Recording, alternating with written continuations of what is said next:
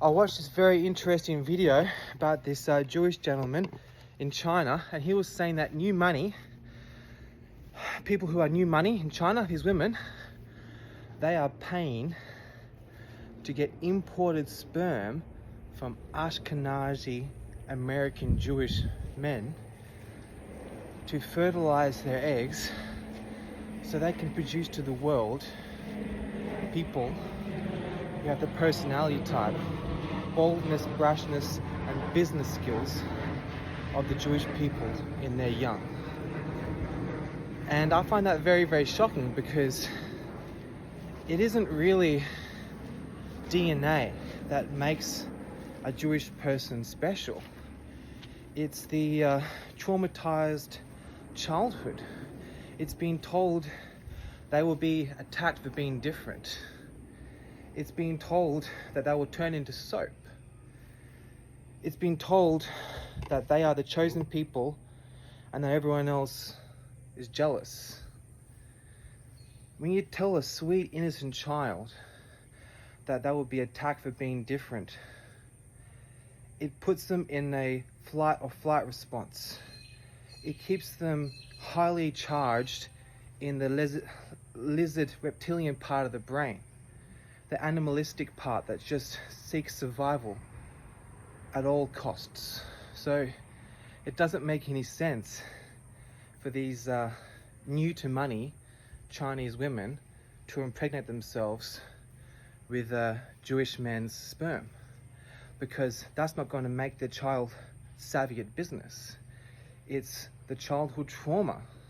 That's the secret.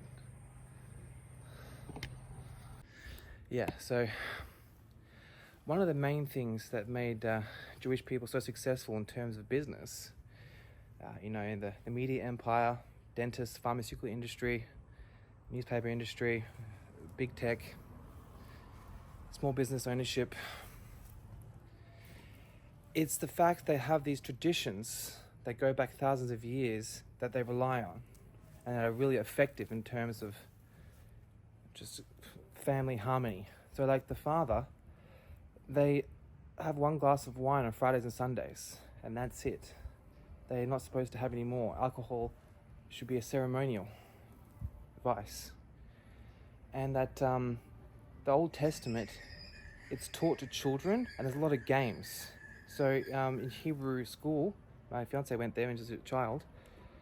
Her second favorite subject was the biblical stories, because the Old Testament is the most incredible source of information.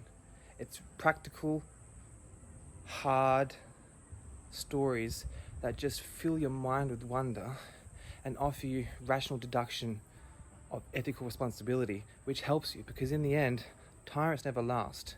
If you get to your position through ethical means, it lasts intergenerationally. And so the Hasidic Jews, which is the people who are actually strictly religious, and those who just have a connection to religion but they're not practicing, and those who are extreme atheists who have no connection whatsoever, the difference is in the Jewish community is that they all stick together. And that's frowned upon in Anglo-Germanic communities.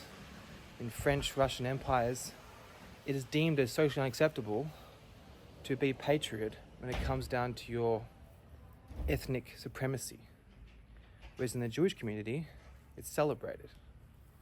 And that's one of their strengths, because at the base, the foundation of the ideological lens and how they view the world, they have strength of their people as one of their goals. So a lot of Anglo-Saxons like me, you may wonder, what's the point? What's the point of having strong impulse control? What's the point of bettering myself, my community, working hard, having a family?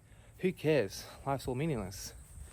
But if I had a form of nationalism, if I had a belief in country, God, or queen or king, then that would give some meaning to my heart. Whereas right now, my main moral, which I was taught as a kid, is simply the god of Dionysius. It's to seek pleasure without immoral regard. But I don't really find that amusing. It's very, very short-lived and kind of leaves you lingering, wanting more. So I really admire the Hasidic Jews because they lean on the theological foundations that are really effective in business. And business isn't everything, but how many people do you know are really bright sparks, but they're so bogged down in financial misery that they can't even think further? And just there's so many attacks to the working class that there is a real benefit of having financial security, and it makes sense to prioritize that as one of your core values.